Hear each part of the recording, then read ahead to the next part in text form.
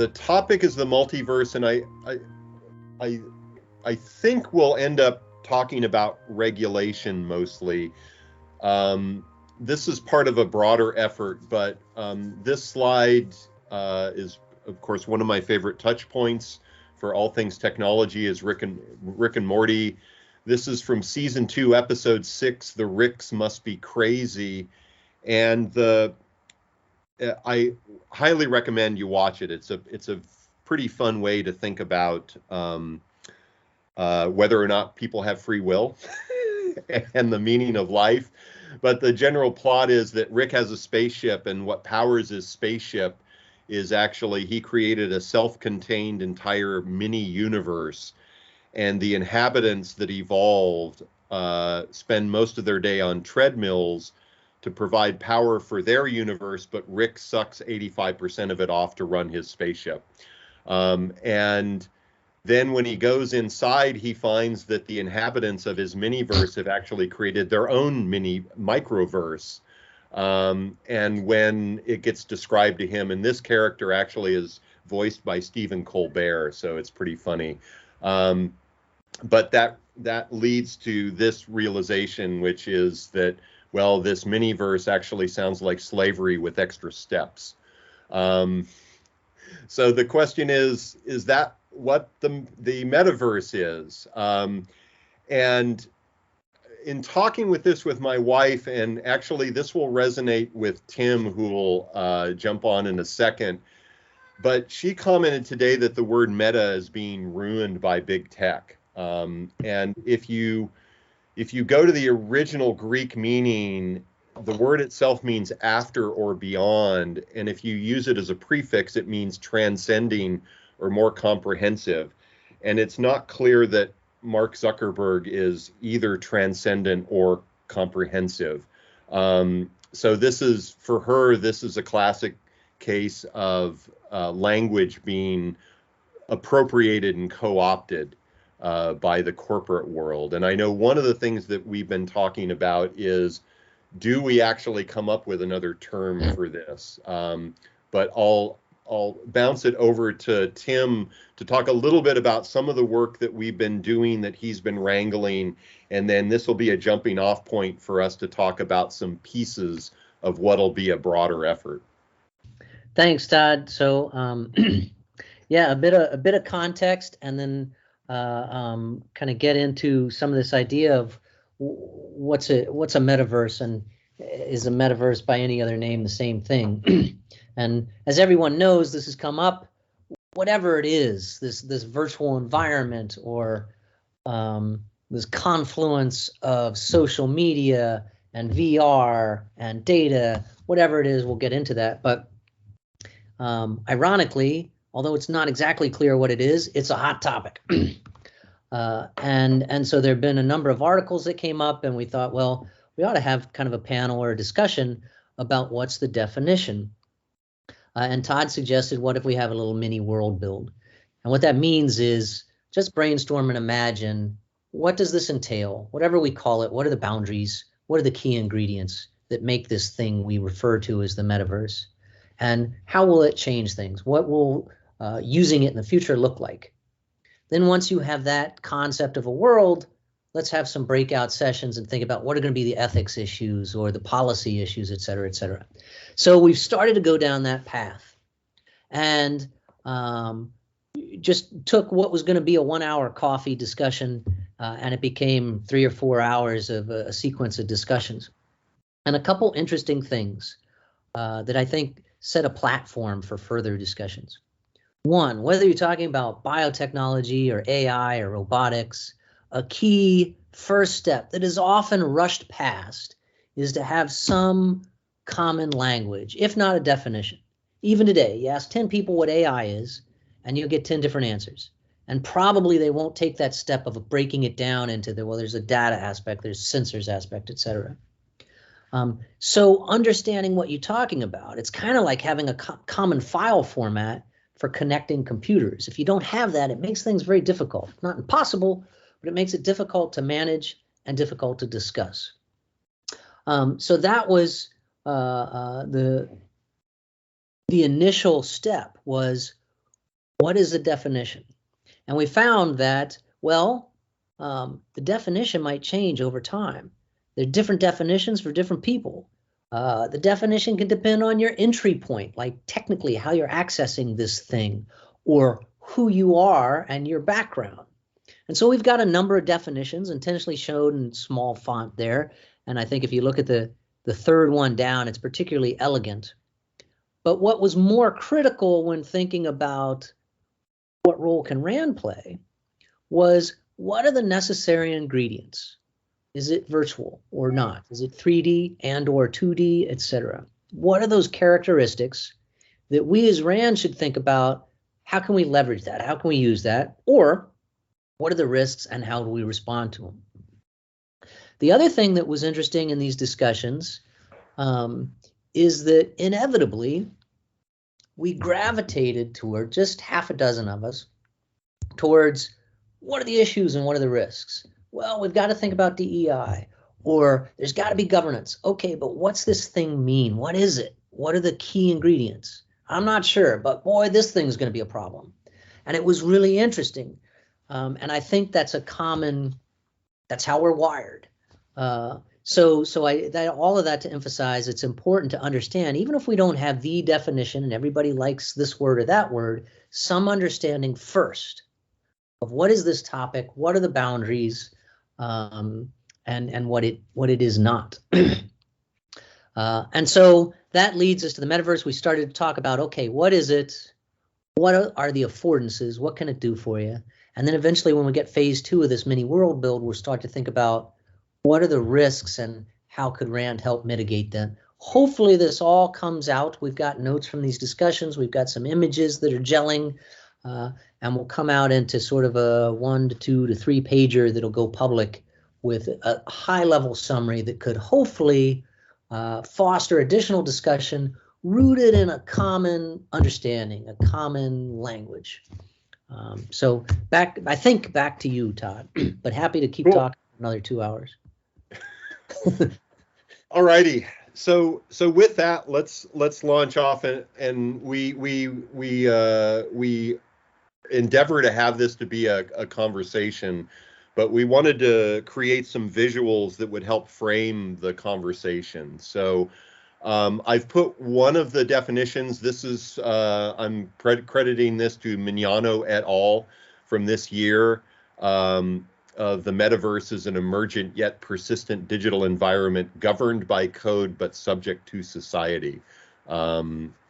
Jim, that ended up in chat in one of our meetings from Jim, and I think it's particularly poetic and kind of evocative. So while there will be a variety of definitions, that's one that I really like from a narrative standpoint. But really what we're talking about is, okay, take today's internet, ramp up the shared experiences, ramp up the persistence, ramp up the immersion through AR, VR, ramp up the interconnectedness and interoperability, and boom, you get a metaverse. Or you get multiple metaverses, whatever it is. The one thing we know is that there's going to be a lot of data going in and out. And so as we start to think about our next steps for the world build and doing some breakouts, we tried to identify some broad areas that we think are going to need some deep dives to think about in regards to if there's this metaverse. And that effort will be informed by more information on the affordances, and as Tim described, a richer set of here's what the duck looks like and quacks like. But for now, staying high level, there are more areas than this, but we want to do a deep dive into governance, and that's governance inside the metaverse and governance of the metaverse. What does crime and justice look like in a metaverse? What is property, finance, commerce, security, mental and physical health? And then meta literacy is this, again, using the term meta, there are different types of literacy that will be necessary for this. So this is how we think will be our breakout groups for one of the next steps that goes on with this. But if we if we break this down a little bit, we can do a deeper dive on some of these pieces that are going to go in. So, shared experiences can be described through, next generation social media, some hybridization of virtual and real, and online gaming. Now, imagine that everybody is living in a massive multiplayer online game. That's one sort of way to describe this. And you can see that there are other aspects to these things that are going to fold into building the metaverse. So we can think of this as, how are we going to get there, right? So what are the things that are going on right now that are being done to get us towards the metaverse? If we go through and then drop back down to these areas that we want to do with our breakout groups, you can start to tease out some of the topics that are probably going to come up in those discussions. So, and again, this is a very non-exhaustive, just giving some sort of examples of the things that we think are going to come out of these breakout groups. But what I wanted to try and do with this group here today is actually think about the topic of regulation, because it's kind of like, okay, let's assume that all of those things happened and we took today's internet and put it in a blender with all these other things, and now there's a metaverse and we can do a bunch of interesting stuff. And let me actually just go back for a second. We talked about whether or not there should be a breakout group focused on ethics and DEI. And we actually made a very deliberate decision that instead, each one of these breakout groups should use ethics and DEI as a lens. So that when we think about national security and the topics that come up, we need to keep ethics and DEI issues as part of that discussion. So that's why this occupies this lens through which everything is viewed as we go into the metaverse. But if we think about regulation, there are a couple of things that I'd like for us to banter about, because there are a lot of people smarter than me about regulation on this. I just went and did a quick Google search on, if I'm a business, what regulations do I need to worry about? And so this is a subset of what came up, the things that are regulated. And I think what's interesting about the metaverse is there will be regulation on what happens inside the metaverse, and there will be regulation on what happens at the interface between the metaverse and the physical world. So going with this idea of, okay, let's focus down on regulation, you can start to then break down all of these and think about whether or not there are differences between virtual, local, national, is there global? And the other thing that I'd like to bring up is these regulations exist for the current world. And if we think that the metaverse is everything that the current world has, just in a virtual format, then we might want to think about, okay, can we apply current regulation models to thinking about regulation in the metaverse? And one of the things that came out of conversation in our Tech and Narrative Lab residency at the beginning of this quarter was looking at social media, and the regulation of social media arguably has been pretty flawed and lacking.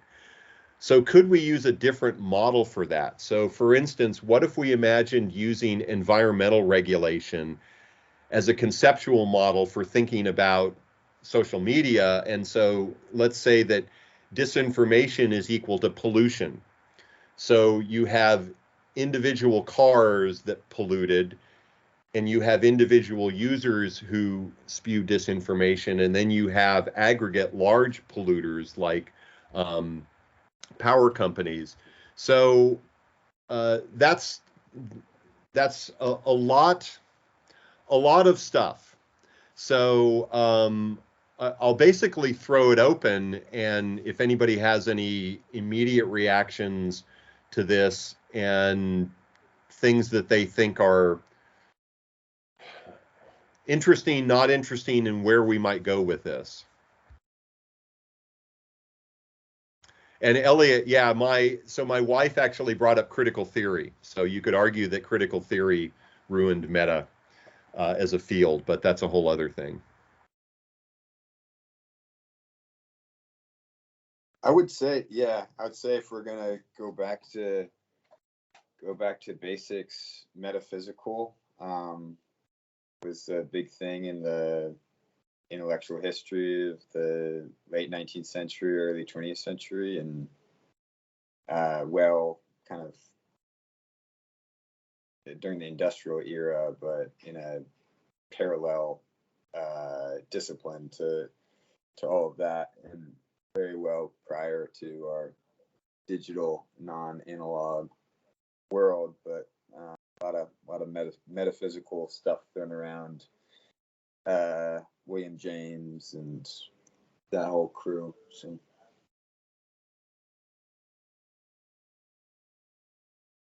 There's a hubris piece on the part of Facebook that I kind of rubs me the wrong way, but that's a whole other thing.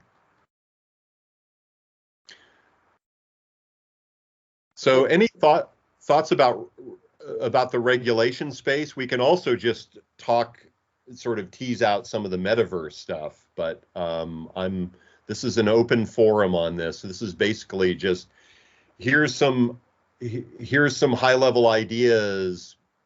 What seems interesting to dig into? So something I'm always amazed by is the successful regulation of Wikipedia. Right? If you had told me that you could just open up a wall that people could put letters on and it would just spontaneously turn into something way more useful than the Britannica and really no less accurate, I would not have believed it. But somehow governance has emerged in a way that really works quite well. And I don't think it's not the same kind of regulation as everything else here, but it is a fundamentally digital kind of regulation that has been oddly successful.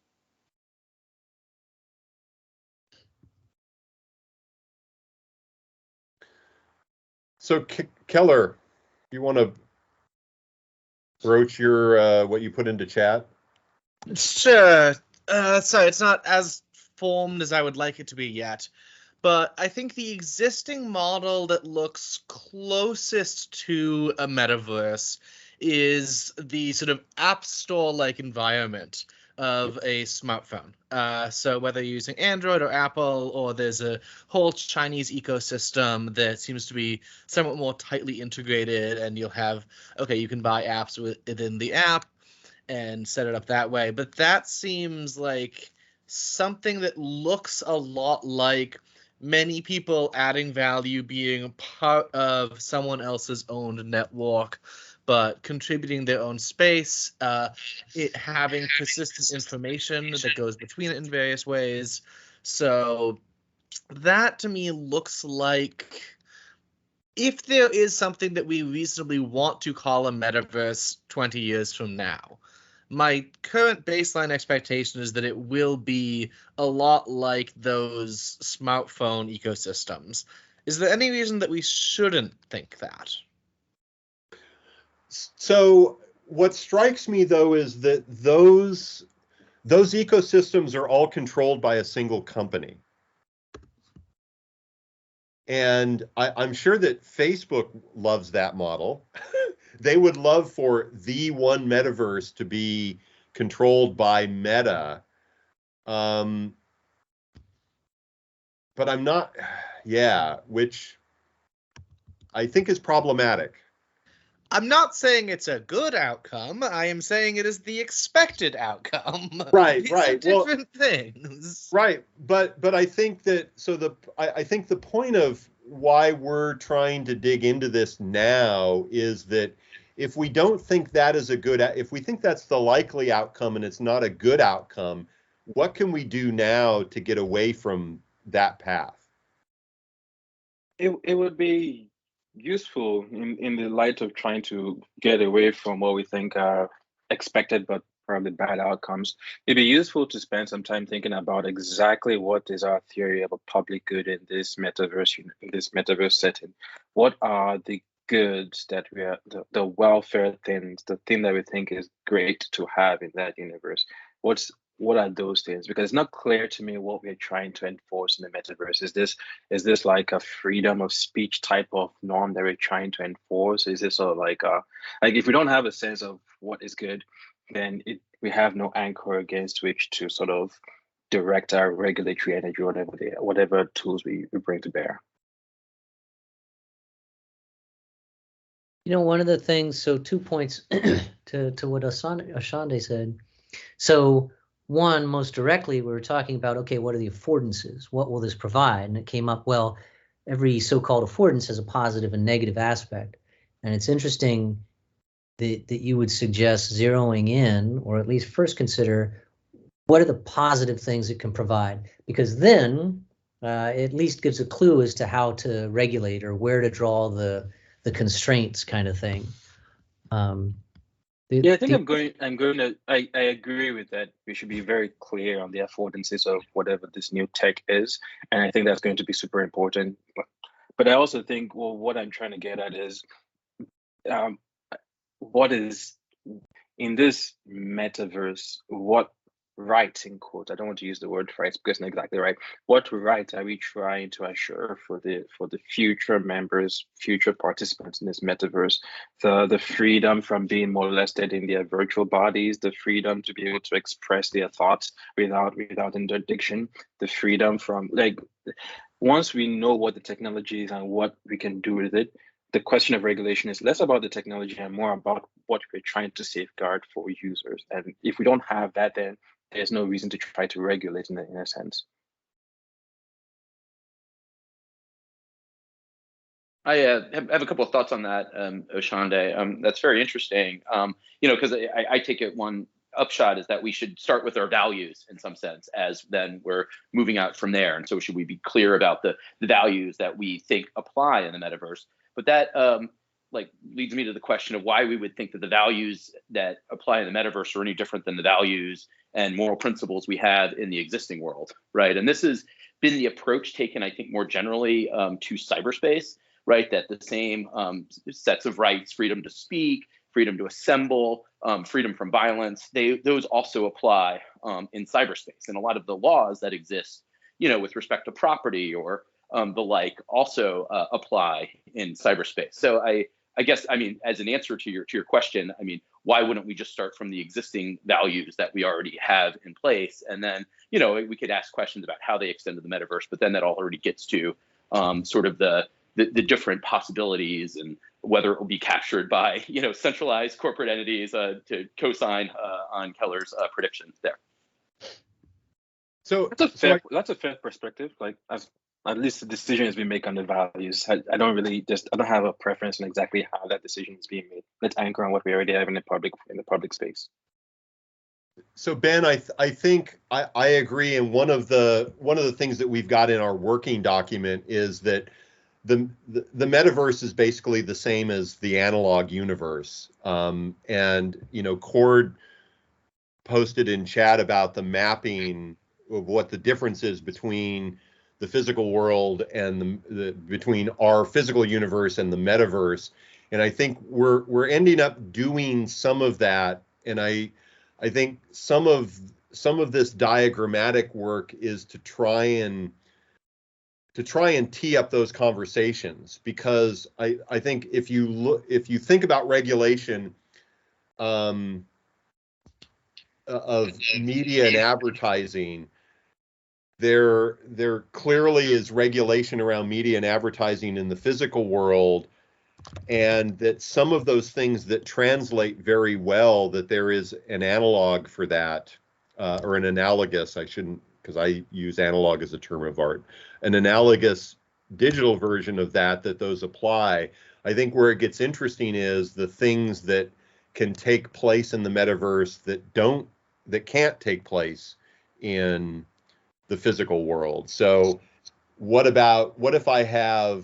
my digital double I've made 15,000 copies of my digital double, and they're all doing different things in the world. Do I have to get permits for that? So where I think it gets particularly important is in the affordances that are going to be either subtly or drastically different than what we do in the current physical world. One of the issues that came up, and I'm curious what folks think about this, related to everything we've said thus far, is, we won't know what the problems are until we know what the problems are. On one hand, I think it's better to be proactive rather than reactive, especially with emerging technology, to try to guess at that and therefore mitigate it in advance. On the other hand, folks have suggested that we'll know what to regulate and what to control once the problems start to surface. I tend not to subscribe to that, but I'm curious what others think as we talk about what the issues are and what they could be. How much of this is almost organic? It'll grow and develop, and we'll see what the issues are. So don't try to predict the future. Jim, do you want to broach yours? Because I think yours is a mini case study to what Tim just said. Well, sure. And I was trying to address Oshande's imploration. Is that even a word for us? And it came immediately to mind. And I have to confess, I'm multitasking a little bit here. So I'll try to keep it short. So ultimately, I mean, financial stability is a pretty well-known public good. But it's also kind of interesting because private institutions play a huge role in the financial services industry, in finance in general. In fact, some might argue that private banks and financial institutions play a greater role than public institutions. But still, what we have to look out for, especially like in the metaverse, is these emerging financial technologies that in many cases challenge existing institutions and existing ways of doing business. And so to make it really like concrete and simple, I mean, imagine a world in which there are different metaverse companies involved, and each one is issuing its own meta token. And to what degree are those tokens interoperable with one another? To what degree do exchange rates between those tokens fluctuate dramatically or not? To what degree can holders of those tokens make a claim on something else? Like, are those tokens basically attached like a stable coin, or certain stable coins to be attached to the US dollar or some physical asset? So those kind of questions we still have not, we don't have a lot of empirical evidence to say what happens. But I think that's a pretty concrete example of a public good that the metaverse may struggle through, at least in the beginning. Keller, you want to broach your point? I think it's a good one. This part of this honestly is that writing out helps me think. So I'm sort of confused because the tone of most people here seems to be that you see this App Store model as one that you're kind of concerned about, that you see as harmful, and there's definitely a lot of sort of positive affect around the idea of like strongly decentralized power to the people, small independent businesses is running their own thing, and some sort of protocol-based integration. And I agree that sounds nice. And I have my own reasons for it, but I think that most governments are going to see a pretty positive trade-off, and I expect most of you to see a pretty positive trade-off, because if you want to deal with misinformation, disinformation, de-radicalization, these sorts of things are a lot, and in any sort of hard or soft regulation that doesn't touch on a core business interest of the provider is going to be dramatically easier in a very decentralized world. Because otherwise you have to get a lot of people to actually comply. You have to verify their compliance. that just takes a lot more time and energy. There's a huge difference between saying, okay, I am going to tell Discord what to do versus I will tell every single Discord server, none of which I can each of which will send me their information in their own weird format, what have you. So I think on most goals, for then the ones that are most important to most governments and most of you, large centralized providers are actually providing a lot of advantages and services. And there are reasons that I think you wouldn't be in favor of them. I expect you would object to the sort of protection of payment models and privacy models. But on everything else, I expect most people here to actually like the benefits of centralization and like them overall more than the costs. You know, what's interesting, this comes up a lot with virtual training and training simulation environments. There's a balance. There's a balance between centralized coordination and decentralized needs. And inevitably, people want to nail that down today forevermore. And I think there's a potential in something like the metaverse that it shifts over time. There will be decentralized desires or preferences for sure. And there might be decentralized needs. One type or one existing metaverse might serve one purpose. Certainly some group of people might have a set of governance rules in their metaverse. So I think there'll be a balance between, you've got to respect some decentralized needs and preferences, but there's, as you state, clear advantages to a level of centralization. What would be nice if that can shift in a mitigated way over time, because things will change. There also, so I would point to government licensing and permits as an example of the government, and you can argue whether or not it's done well or not, but the government actually does do a pretty granular process on that. You know, you get a driver's license, you get building permits. So it goes down beyond, that's a pretty decentralized population that the government is regulating. So, and then, Ben, do you want to broach yours? Because I think that's the other one which points to where I think we are now.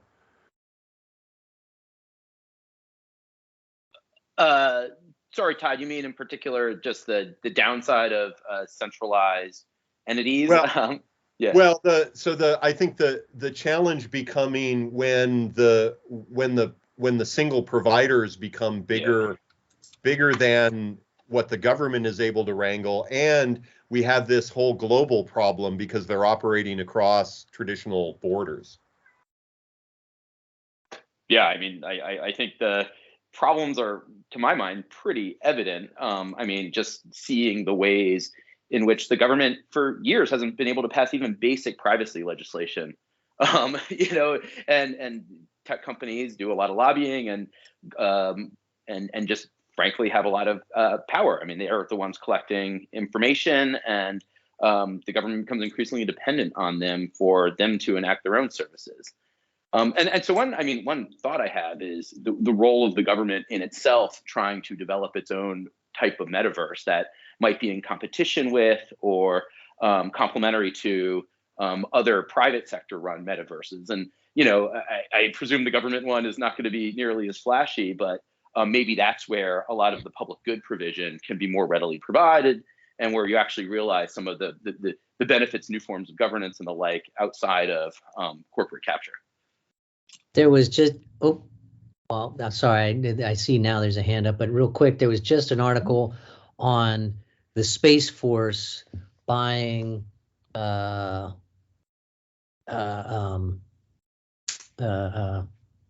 rights to like meta space and stuff like this. And there's also a big contract that just came out for a country to create, or for a company to create a digital twin within space, and there's a lot of argument about what that would be and how well that would work. But you can start to see efforts to create a government-owned type of metaverse. So it's a very timely comment. Sorry, Keller, I see you have your hand up. Didn't mean to jump in. No worries, no worries. I wanted to sort of push back and clarify, Ben, because you've got a good point, and the thing I want to emphasize is core business interests versus everything else. As a platform gets larger, its ability to protect like its payment model and its attitude towards privacy and anything else that is sort of core to them making money is absolutely going to get more difficult for government to regulate because they will be larger and thus more able to protect their economic interests. It is everything else that I expect to become more tractable with a centralized group because they're willing to concede on it. And you made the analogy of and someone made the analogy of banking being too big to regulate. And I would say that banking is in some ways too big to effectively shut down or do any sort of radical change that would break existing business models. Absolutely. On the other hand, if you want to say, this is the new housing policy, you will now follow this policy on home loans and we will bribe you into going along with it, then that's actually relatively easy to do. And if you say, okay, here is the new policy on offering debit and credit cards, then there might be compliance in the form of we will shut down all of the branches that might have to open and we will split into different businesses.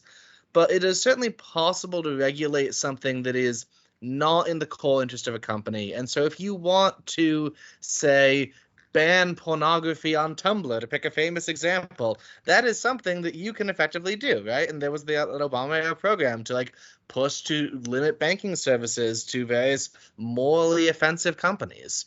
And that's what I'm seeing as that advantage from the regulatory perspective. That if you have one provider who can say, this is our standard for offensive content, this is our standard for false content, all right, if YouTube alone provides all the video, then YouTube can say, you are not allowed to contradict the WHO.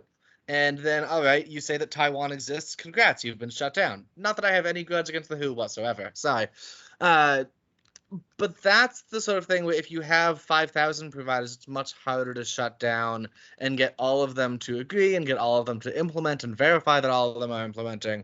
Whereas if it's just YouTube, you can say, all right, here is what we want in terms of disinformation, and you have many more tools and much more observability.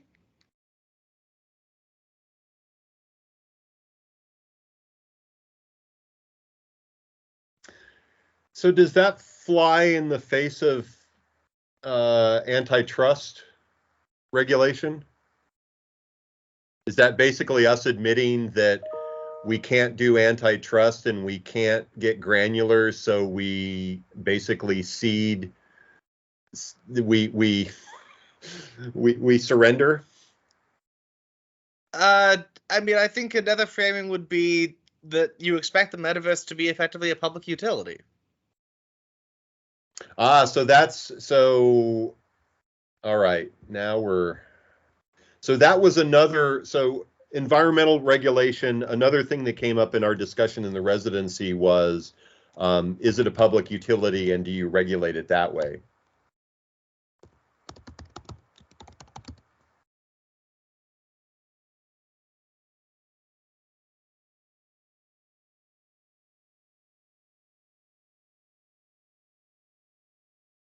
How many things have survived being relabeled a public utility?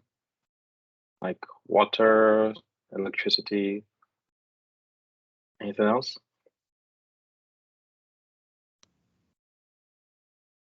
Gas, right? Well, natural gas to the house, arguably gasoline for cars, no. Oddly enough, internet, sort of, but not really.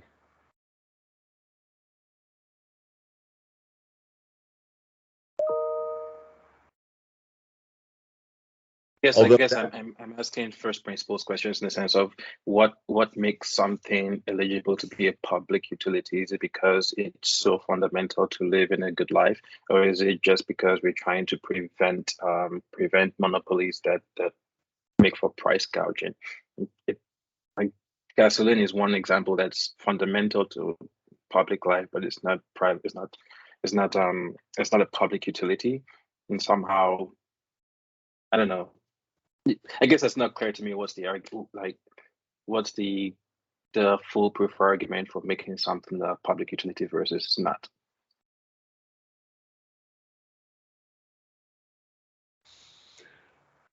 I don't know. Do we have any economists? Shouldn't economists know the answer to that? I think you want to look at whether something is a natural monopoly. If the marginal price continues to fall as you do more of it, and if there are economies of scale where you have increasing returns to scale, then you're going to get a natural monopoly, and so you need to regulate it somehow, either with the antitrust or with public utility. And so if the metaverse if it's going to be a metaverse, this is, I think, why Facebook is talking a lot about standards and kind of an open metaverse, because they know that if they were overt about wanting to own the whole metaverse, they would certainly get regulated. You can't. The nature of the market is such that it's going to become a monopoly if steps aren't taken to prevent it.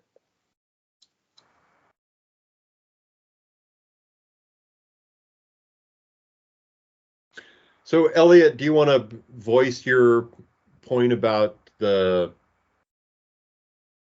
centralized, decentralized, and regulated, deregulated?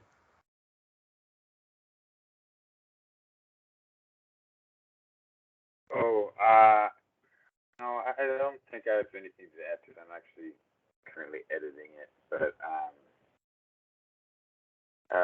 yeah, I'm not really reacting to any of the points in particular, but I guess I am interested in basically in your list. I think what was it? Property, finance, and commerce. Property, commerce, and finance. So like, if we were going to zoom in and not take such a high level view of things, I think that's an interesting thing to look at, because that's what's getting a lot of adoption and traction.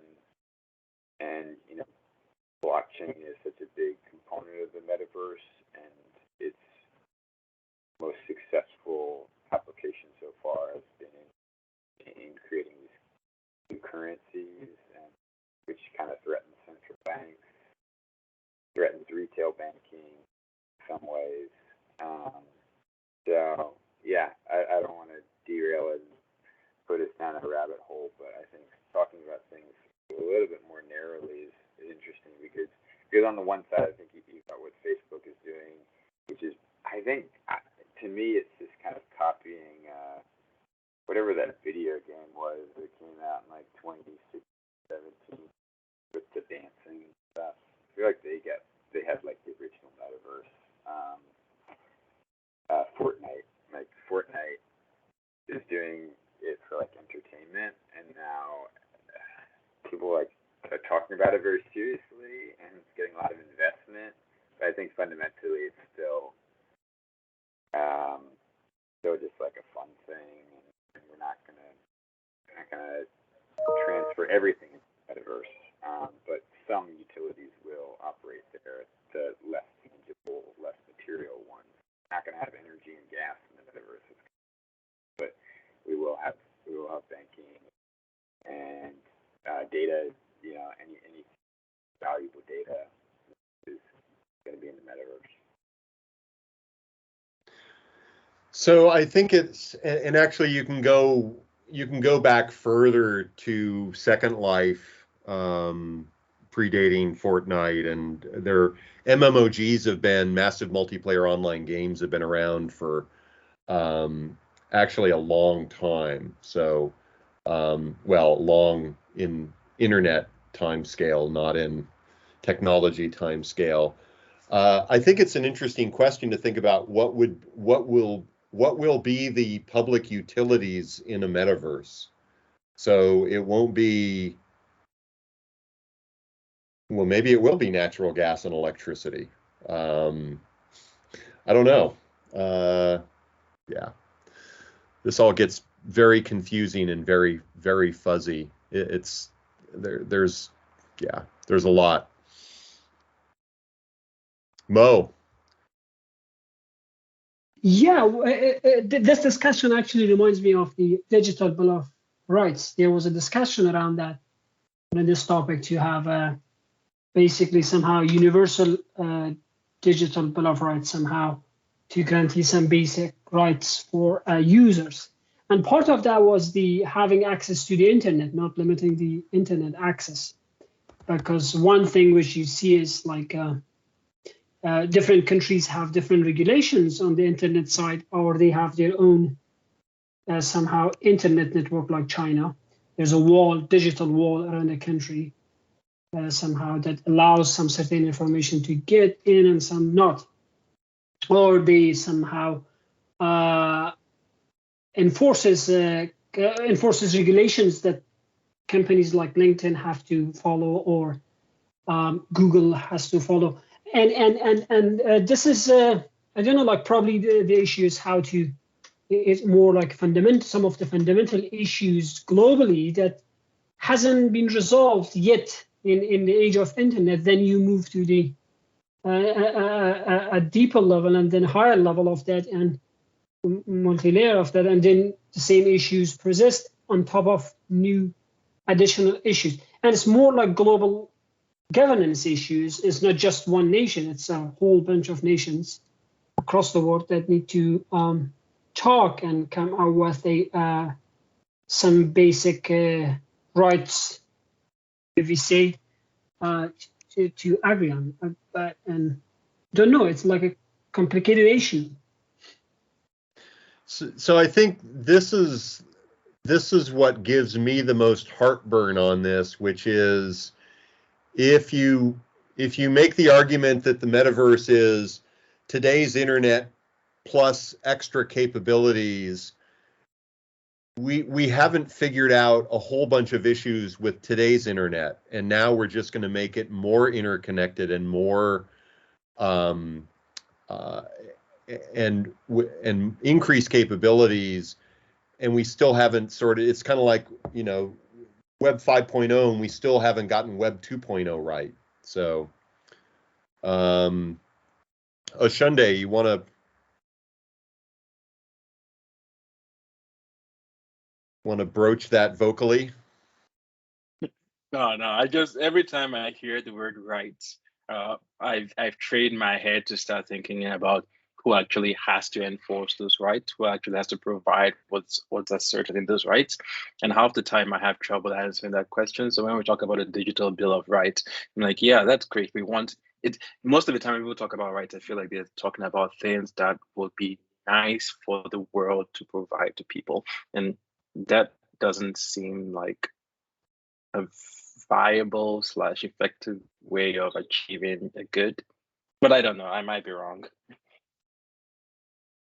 Well, isn't the enforcement of the rights going to be done by algorithms?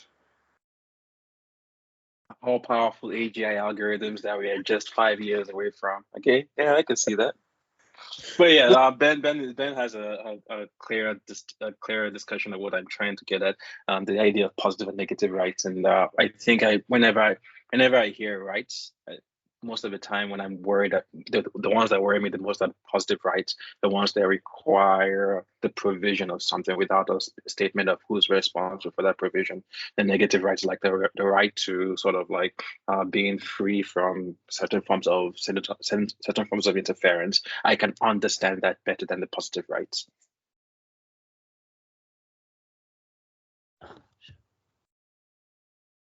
If I could ask, I mean, this is related to what you were just discussing, Todd, as well, in terms of what it is for the metaverse to be governed by code. I mean, not to open up the definition again, but, so the word govern there is like the word regulation, right? I mean, where presumably there often is a governor. I know this is kind of like the Larry Lessig style idea that code is law in some sense, right? And maybe that's what it's drawing from.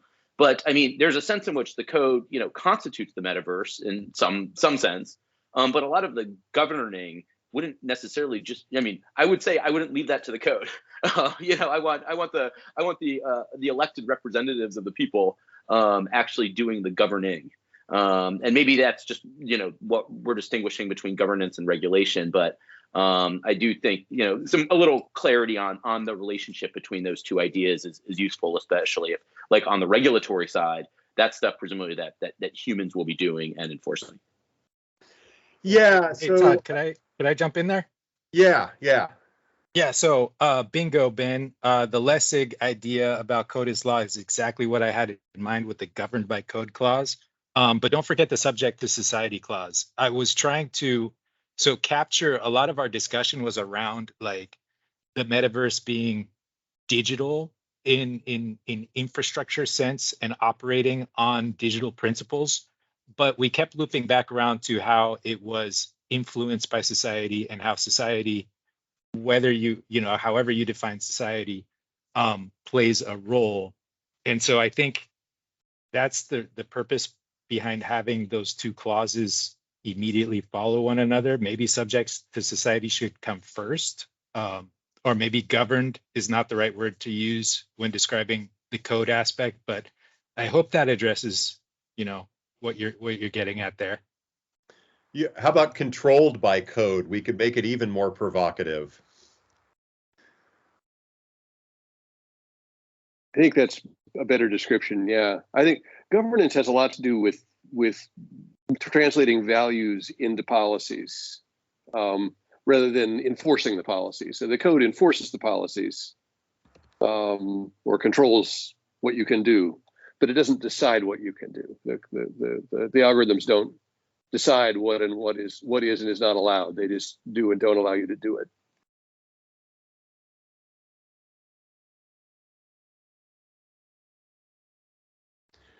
Well, we're I almost like at the, that direction. It actually makes it a little bit more ambiguous, I think. Control versus subject. And which I think is appropriate for this environment.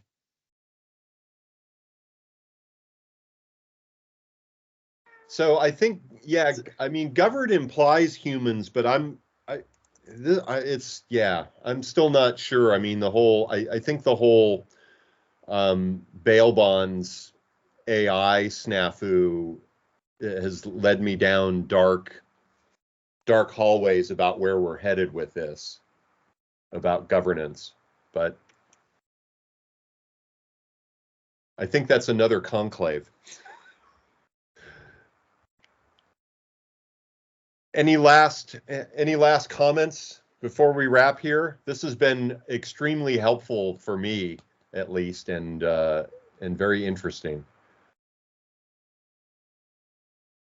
Yeah, I would just echo what Todd said, and it strikes me there's so many issues that have not been resolved, and thus so many opportunities for RAND. But we haven't done a lot of work in this space, so hopefully we can keep beating the drum and perhaps get some discussions that get outside of RAND walls, so to speak.